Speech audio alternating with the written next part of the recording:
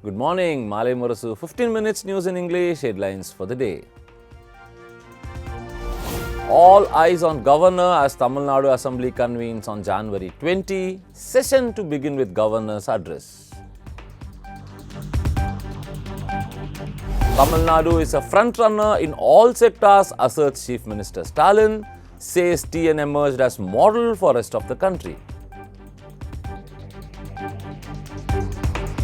EPS Anbumani condemn arrest of protesting government teachers in Chennai. Vijay's Jananayagan audio launch in Kuala Lumpur today. No political speeches, says Malaysian government. PMK leader GK Mani rejects Anbumani's authority to expel him from the party.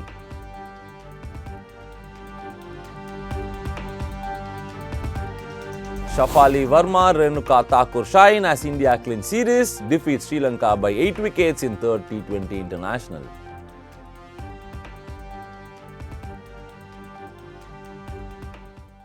News in detail. All eyes on Governor as House convenes on Jan 20. The Tamil Nadu Legislative Assembly will convene on January 20 with Governor R.N. Ravi scheduled to deliver his customary address according to an official notification. The session, which begins at 9:30 a.m., will mark the final sitting of the Khan government that assumed office in 2021. Speaker Emma Pau said on Friday that the governor would read out the address prepared by the state government, expressing confidence that he would uphold the dignity of the House in a veiled reference to the gubernatorial head's past diversions.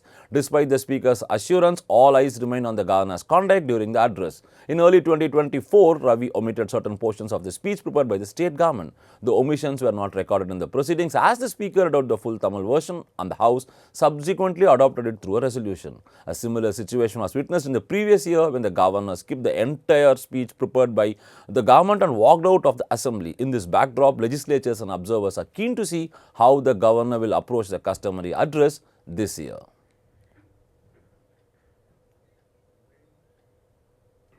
Tamil Nadu is a front-runner in all sectors, asserts Chief Minister Stalin, says TN emerged as model for rest of the country.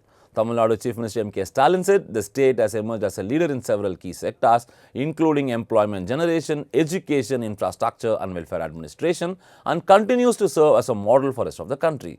Addressing a public meeting in Kallakurichi district where he inaugurated development projects and distributed welfare assistance, the Chief Minister said Tamil Nadu has created the highest number of jobs in India in recent years and strengthened its position as a progressive, people-centric state. As part of the development initiatives announced, Chief Minister laid foundation stone for a 10 crore industrial unit near Ulundurpet, announced construction of an 18 crore electric substation for Shankarapuram and sanctioned a 3.9 crore fire station at Chinnasalem to enhance public safety infrastructure. Stalin highlighted Tamil Nadu's record in social justice and inclusive governance, pointing out that the state was the first in India to provide reservation for people with disabilities in local bodies.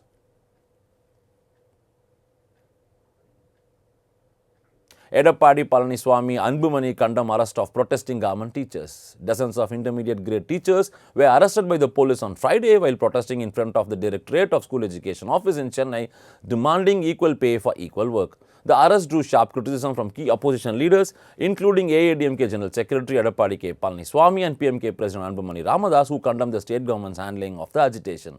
The protest was organized by teachers seeking implementation of long-pending wage parity for intermediate level teachers, a demand that has been simmering for years. According to Teachers Association, the wage disparity dates back to differing pay scales for those appointed before and after 2009, and despite repeated assurance from the government, the gap remains unresolved. On Friday, a large group of teachers carrying banners and demanding the fulfillment of DMK's 2021 election promise number 311 on wage parity attempted to storm the DPA office in Egmore. Police intervened and detained several protesters. 1,000 contract nurses to be made permanent soon, says Health Minister Ma Subramaniam. Tamil Nadu's Health and Family Welfare Minister Ma Subramaniam announced that 1,000 contract nurses will be regularized and given permanent positions before the Pongal festival, responding to long-standing demands from nursing staff and ongoing agitation for job security. Speaking to reporters, Subramanian said the process of regularizing contract nurses has been ongoing under the DMK government, and 4,825 nurses have already been made permanent since 2021. With growing pressure from the remaining workforce numbering over 8,000 contract nurses, the move to regularize an additional 1,000 nurses before the major festival was taken to address their concern and extend stability to frontline healthcare workers. The decision follows multiple rounds of discussions between the government and the nursing representatives, including talks held on December 19, 22 and 24th of December.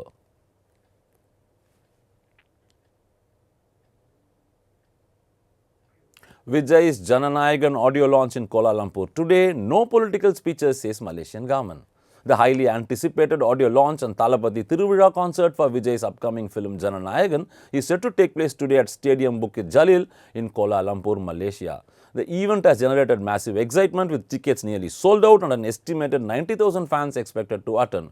The event will feature music from the film, composed by Anirudh Ravichander, and is billed as a grand celebration ahead of its release on January 9 during the Pongal season. Jananayagan is also being promoted as Vijay's final film before he transitions into active politics. In light of Vijay's political profile and the event scale, the Royal Malaysia Police have imposed a strict ban on political speeches and political symbols at the occasion. Authorities have clarified that permission was granted solely for an entertainment event and warned that anyone violating the rules, including speeches, banners, symbols, vehicles or live political broadcasts, will face action.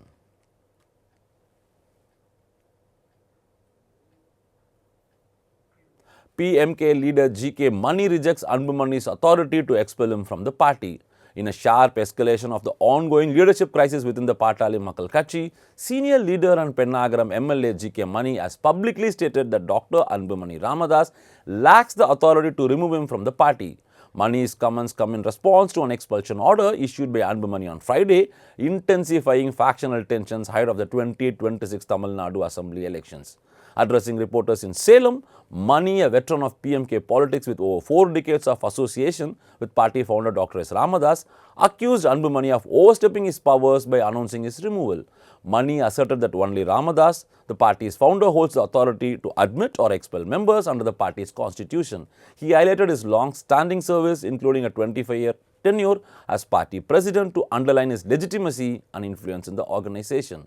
There is no authority for Anbumani to expel me from the party, Mani said, stressing that any decision on party membership falls exclusively within Ramadas' jurisdiction.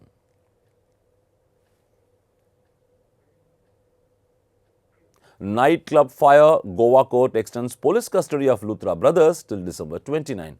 A Goa court extended till December 29 the police custody of brothers Saurav and Gaurav Luthra, owners of the Birch by Romeo Lane nightclub, where 25 people were killed in a devastating fire earlier this month.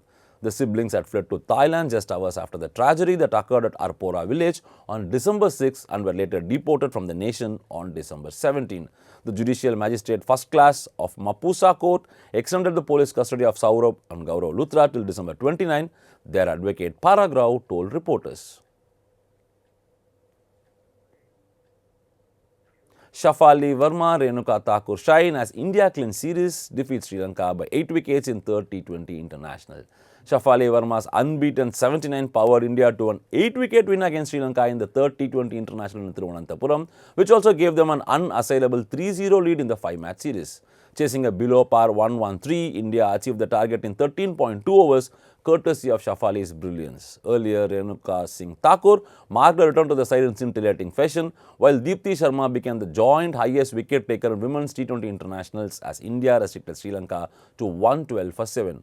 Playing her first T20 international since December last year, Renuka did what she does best with the new ball, rattling the Sri Lankan top order and swinging the momentum decisively in India's favour.